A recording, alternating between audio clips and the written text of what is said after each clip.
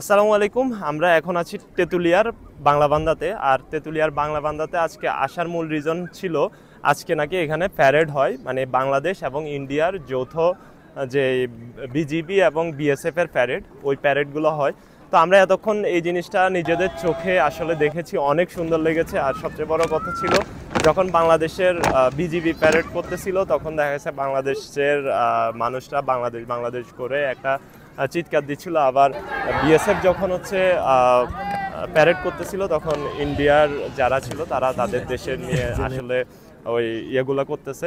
তো আসলে এই জিনিসটা খুবই ভালো লেগেছে। আর পাশে হচ্ছে বর্ডার, আবার এই পাশেও বর্ডার, সব কিছু মিলে দুই পাশে বর্ডার, মাঝখানে হচ্ছে আমরা এখন দাঁড়ায় আছি। আর এখানে সবসময় আসা যায় কিনা আমি জানি না।